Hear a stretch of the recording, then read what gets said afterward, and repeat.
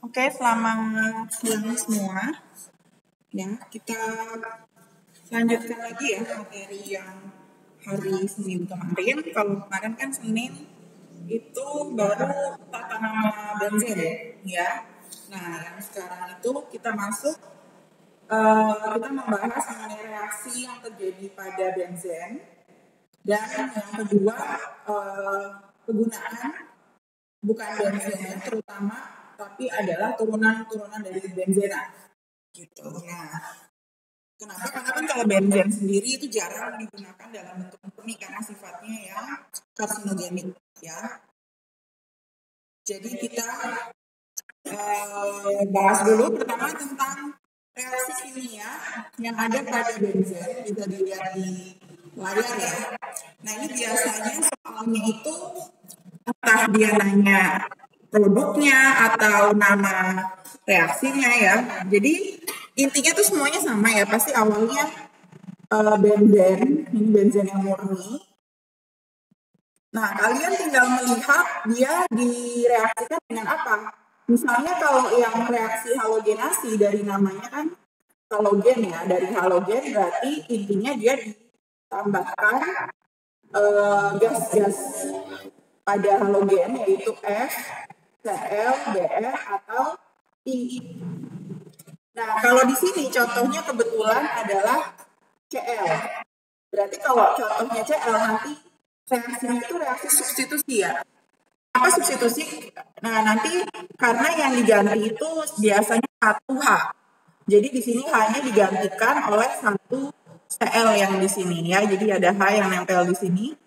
Nah, nanti H yang dari si benzen akan menempel di Cl yang satunya lagi. Jadi ntar hasilnya klorobenzen ditambah dengan HCl. Ntar kalau misalnya soal, tapi dilihat lagi kalau misalnya soalnya itu adalah Br2, ya berarti yang nempel bukan Cl dong. Yang nempel walaupun dia sama-sama reaksi halogenasi, yang nempel ya Br. Berarti nanti hasil yang di sini HBr gitu ya. Jadi nggak selalu Cl2 tapi semua yang masuk ke dalam gas halogen. Terus yang kedua B dapat mengalami reaksi sulfonasi. Nah, ini tuh kalau yang ini ya, yang ditambahin tuh katalisnya ya. Yang di atas nih jadi dia sebenarnya nggak ikut bereaksi. Nah, kita lihat di sini yang sulfonasi nanti yang menempel misalnya ini tambah H2SO4 ya.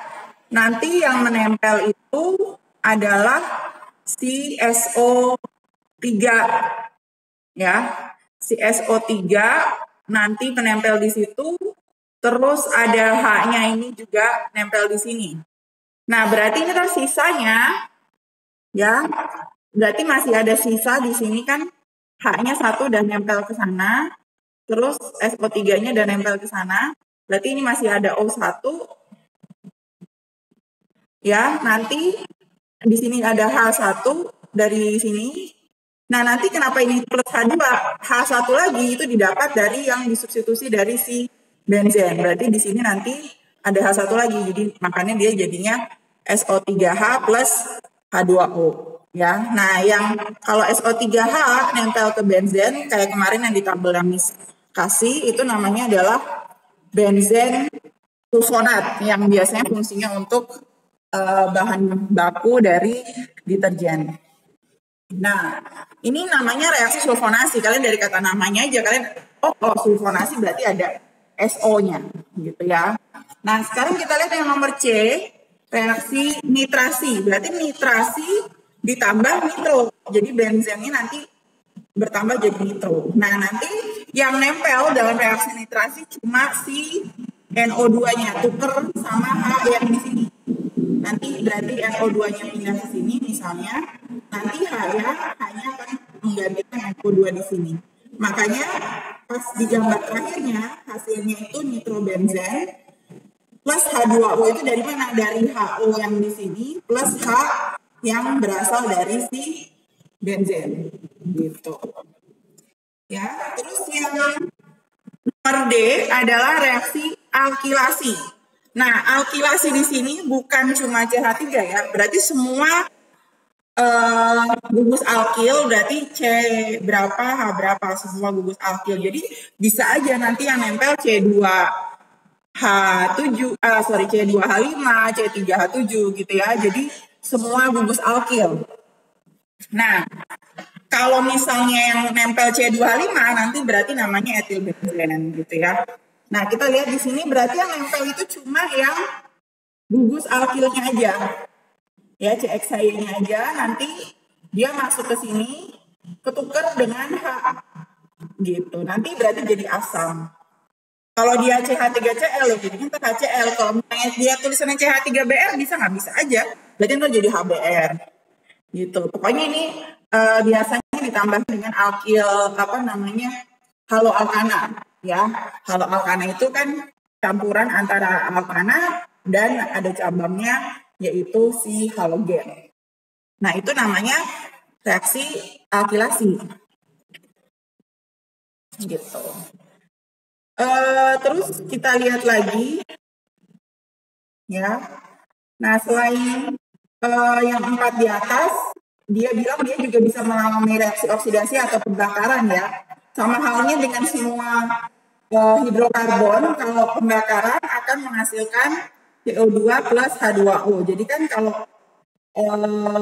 benzen itu kan C6H6 ya, nanti plus O2 menghasilkan CO2 plus H2O. Nanti tinggal disetarain gitu. Tapi kalau dia O2-nya itu dengan catatan bukan berasal dari garam ini KMNO4 gitu. Tapi selain itu garam yang mengandung O2 bisa melakukan oksidasi untuk si benzen gitu ya.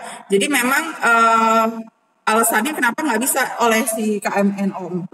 Jadi memang pas di lab dia dicek dia ternyata memang nggak bisa gitu ya. Memang berarti dia nggak bisa kecampur dengan si C6H6. Terus dapat mengalami reaksi hidrogenasi. Hidrogenasi berarti ditambah dengan H2 ya, ditambahkan H-nya nambah. Nah, cuma reaksi ini nggak bisa spontan, harus pada suhu dan tekanan yang cukup tinggi gitu, dan dia butuh katalis PT platina ya. Jadi jarang, nggak bisa terjadi di lab biasa gitu ya. Jadi harus di reservoir yang suhu dan tekanannya tinggi. Kalau misalnya A sampai D, ini kita ngerjain di lab juga bisa ya, yang suhu ruang, yang tekanannya biasa itu bisa.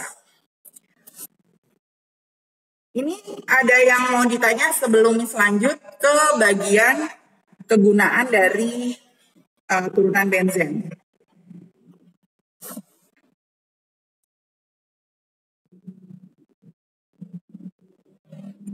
Ada yang mau tanya nggak ada? Oke, boleh.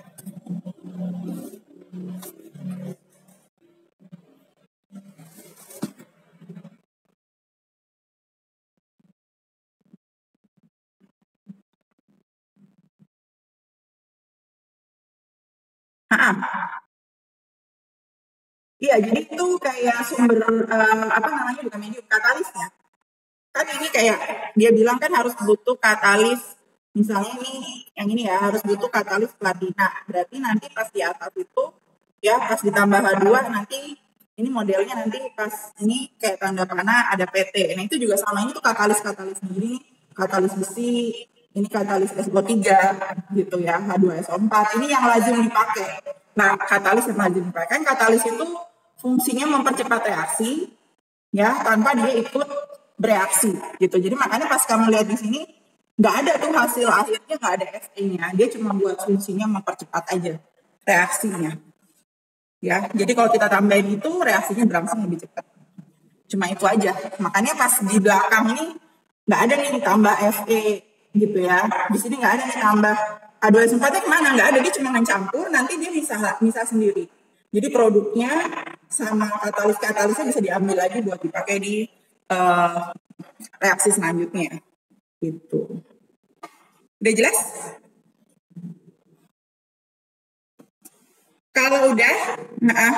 Kalau udah berarti kita lanjut ke kegunaan ya, yang biasa tuh suka keluar ya di UN. Ini nanti share deh ininya ya, tabelnya. Sebenarnya di LKS kalian juga ada, cuma kan nggak bentuk tabel. Jadi ngelihatnya kan susah ya. Nah ini kita lihat nih ya. Jadi ini ada kemarin kita pernah bahas sedikit, yaitu kegunaan senyawa turunan benzen. Jadi turunan-turunan benzen itu banyak sekali gunanya, ya lazim digunakan di industri, ya karena kalau udah jadi turunan dia nggak sifatnya nggak karsinogenik gitu ya, jadi nggak berbahaya, nggak seberbahaya si benzen. Terus dia juga biasa lebih reaktif karena dengan adanya substituen atau yang nempel-nempel di menggantikan H di dalam benzen itu. Jadi contohnya kayak toluena, kemarin kan kita pernah kasih nama tuh ya, kemarin bahan baku peledak itu karena dia ada toluen TNT trinitro, jadi ada nitronya, plus dia base-nya itu adalah toluena. Jadi pas toluena dicampur dengan nitro, senyawa nitro nanti bisa membentuk TNT, itu adalah bahan baku peledak toluena. Tapi kalau toluena sendiri dia biasa juga di lab sebagai pelarut senyawa karbon, berarti pelarut senyawa nonpolar, berarti bisa larut di dalam minyak ya. Terus bahan baku pembuatan asam benzoat. Nah, asam benzoat itu kan ada COOH-nya. Nah, itu juga bahan bakunya dari si toluen. Nah, kalau fenol itu yang kalian banyak tahu sebagai zat disinfektan atau antiseptik di karbol itu. Nah, itu adalah fenol ya. Jadi sifatnya itu ada alkohol di sini, makanya dia bisa bersifat sebagai disinfektan dan antiseptik. Selain itu juga bisa jadi bahan baku pewarna, bahan baku pembuatan plastik ya. Nanti kalau plastik nanti kita bahas lagi di bagian polimer lebih lanjut.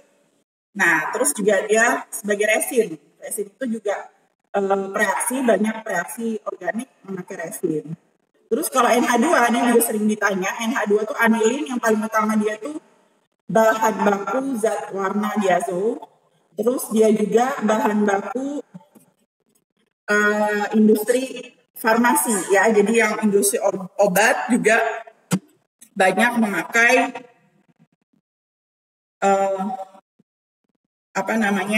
si anilin, si NH2 ya.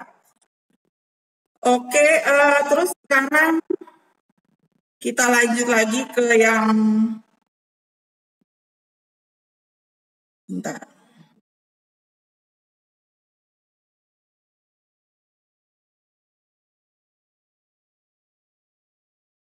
Nah, kita lihat sekarang ke yang NO2. NH2 itu anilin, tapi kalau NO2 itu adalah nitrobenzen. Ya, dibedakan ya. Sama-sama dua, sama-sama ada N, tapi satunya H, satunya O. Kalau nitrobenzen juga bisa jadi bahan peledak tadi ya. Di sini ada tulisannya, tapi di TNT kan juga ada nitronya. Dia juga pelarut, kebanyakan mereka pelarut ya, pelarut. Dia juga bisa membuat bahan anilin dari kita ambil N-nya, nanti digabung dengan H, bisa menjadi anilin. Nah ini dia semir sepatu, karena dia sifatnya wangi. Ya, kalau kalian ada produk semir itu kan agak wangi. Nah dia juga bisa untuk pewangi di sabun juga ya, itu adalah nitrobenzen. Terus yang tadi Miss bilang, kalau benzen sulfonat yang ada SO3-nya, itu adalah bahan baku deterjen. Ya, jadi bahan baku deterjen itu pasti mengandung asam benzen sulfonat gitu ya. Nah, terus habis itu ntar stirena itu CH2, nanti kita bahas lebih lanjut sih kalau stirena di polimer ya, karena dia bahan pembuatan plastik, bahan pembuatan karet sintetis itu juga polimer. Terus kalau asam benzoat itu yang bahan baku pengawetnya untuk makanan ya, bukan pengawet mayat. Dan dia juga bisa bahan baku pembuatan fenol, nanti diambil UH-nya. Jadi si CH3, si asam benzoat bisa jadi fenol juga. Terus benzaldehid berarti yang dicampur aldehid ya, CHO. Dia wangi, jadi dia bisa juga bahan parfum sama dengan si nitrobenzen, dan dia juga bisa jadi bahan pengawet. Terus kalau asam salisilat itu COOH dan ditambah OH. Ya, dia itu bahan pembuatan aspirin, yaitu obat sakit kepala ya. Terus bisa juga obat penyakit kulit. Intinya di obat-obatan banyak terdapat di asam salisilat. Sebenarnya masih banyak lagi kegunaan dan senyawa turunan dari benzen ya. Cuma yang biasa lazim keluar di ujian itu yang ini, gitu. Oke, ada yang mau ditanya nggak? Jadi hari ini kita sampai di sini dulu, karena kalau lanjut ke polimer nanggung, gitu ya. Ada yang mau ditanya?